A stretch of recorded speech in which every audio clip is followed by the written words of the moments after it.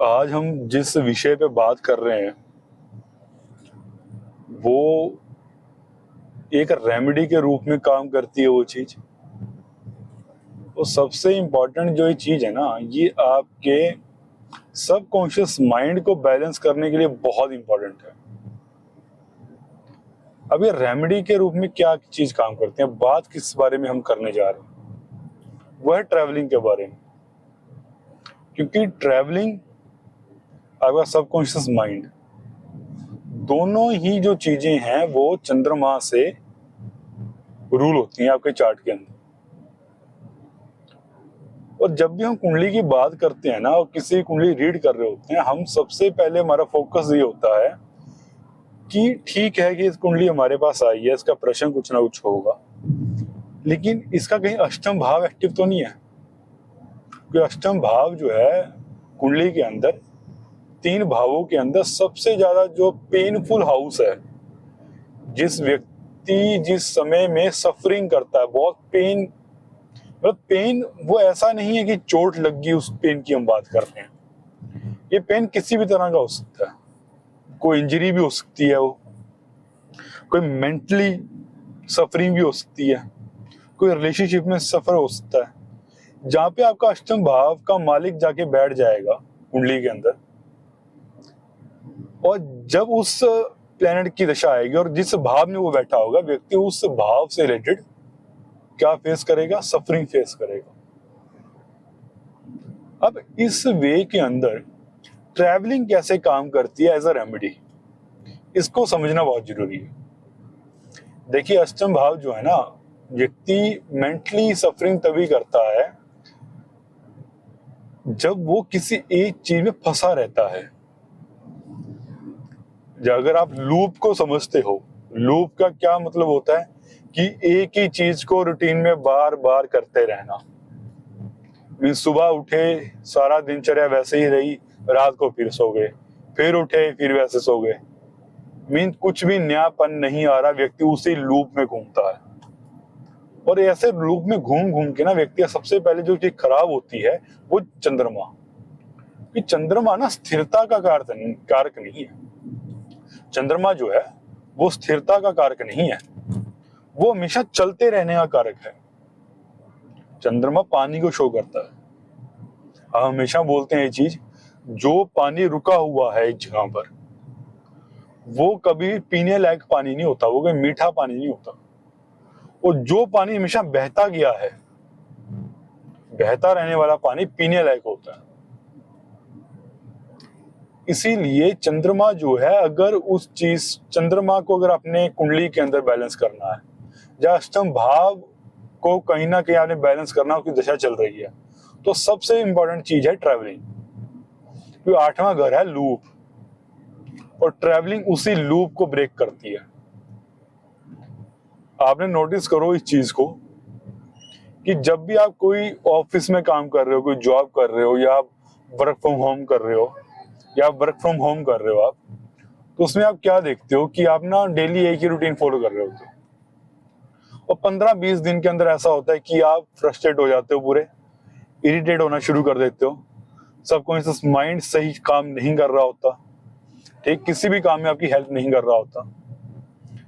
तो उस समय आप समझ जाओ कि आप अष्टम भाव में फंसे हुए हो, मींस एक लूप में फंसे हुए। और गुरुदेव ने हमेशा ये बात बोली है कि अष्टम भाव को बैलेंस करने का काम करता है 3rd हाउस। किसी की भी अष्टम भाव की दिशा आ रही है, उसका तीसरा घर एक्टिव करवा दो।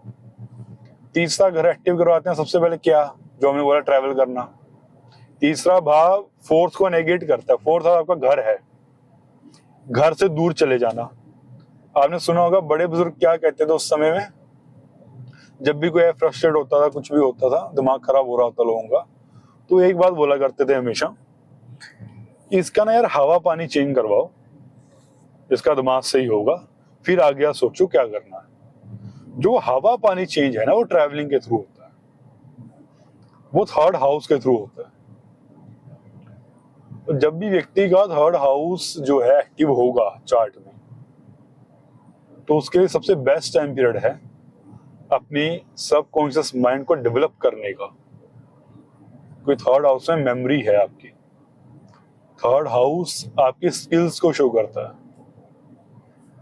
थर्ड हाउस वो चीज है जो आपके सबकॉन्शियस माइंड को डेवलप करने का काम आता है, क्योंकि आपने सुना होगा ये चीज, जितना व्यक्ति ट्रेवल करता है उतना ज्यादा सीखता है। तो ट्रेवलिंग का हाउस कौन सा है? थर्ड हाउस है। इसीलिए travelling is the most important thing in everyone's life who is stuck in some kind of loop.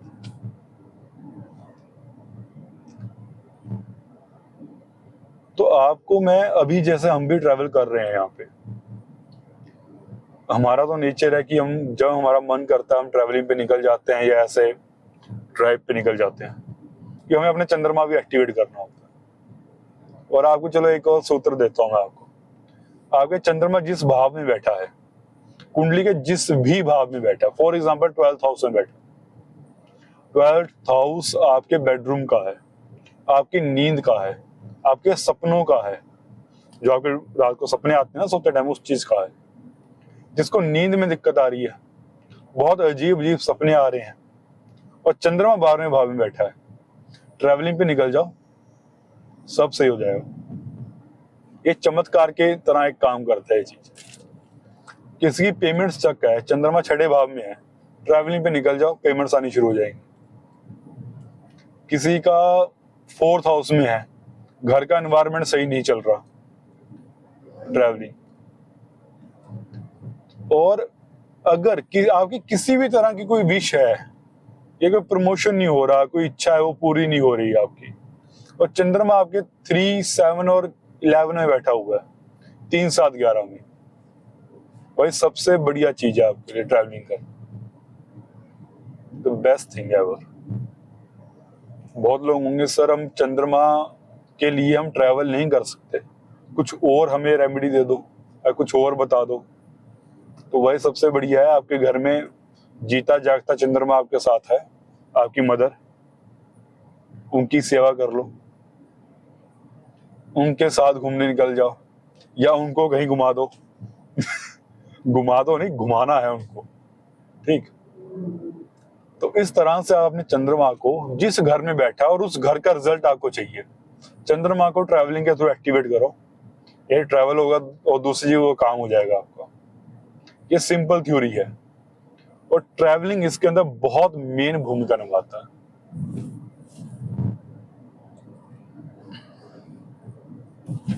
और अगर आप देखोगे ना, जब हम मोक्ष त्रिकोण की बात करते हैं 4, 8, 12, तब भी सबसे पहले जो यात्रा शुरू होती है मोक्ष त्रिकोण की, वो भी चंद्रमा से होती है, जो कि चौथे घर का मालिक है, 4th हाउस। इसीलिए चंद्रमा को इतना इंपॉर्टेंट माना गया है। हम जब भी डिस्कशन करते हैं, बैठते हैं मीटिंग में, तो हमेशा बोलते हैं कि भाई कुछ भी हो जाए, व्यक्ति का मरकरी और चंद्रमा, बुध और चंद्रमा, ये सबसे पहले ठीक करवा दो। बुद्धि ठीक, सबकॉन्शियस माइंड ठीक, वो अपने आप अपने लिए सही डिसीजन जो है वो ले लेगा। लेकिन जब तक ये 2 ग्रह ठीक नहीं होंगे चार्ट में, तब तक कुछ भी, या राजयोग हो, कुछ भी धन योग हो, कुछ प्राप्त नहीं होता। जब तक व्यक्ति डिसीजन लेने के लायक ही नहीं है, तो क्या ही अचीव करेगा अपने लाइफ। और इसीलिए चंद्रमा को बैलेंस करने के लिए मूवमेंट बहुत जरूरी है। Movement is the best remedy. तो आज के लिए चंद्रमा पे ही हमारी वीडियो थी, कि हम खुद ट्रैवल कर रहे हैं, तो दिमाग में वैसे विचार आया कि चंद्रमा के ऊपर कुछ बनाया जाए, ट्रैवलिंग के ऊपर कुछ बनाया जाए। तो आपसे ये चीज शेयर करनी थी, मैंने वो कर दी है। और मिलते हैं फिर अगली वीडियो में कोई नए टॉपिक के साथ। और अगली वीडियो में हम सोच रहे हैं दशाओं के बारे में बात करेंगे, क्योंकि काफी वीडियोस के अंदर में कमेंट्स आए हैं कि दशाओं के बारे में कुछ बताओ। तो दशाओं के बारे में अगली वीडियो लेके आएंगे आपके लिए। तो अगली वीडियो में मिलते हैं। जय श्री राम।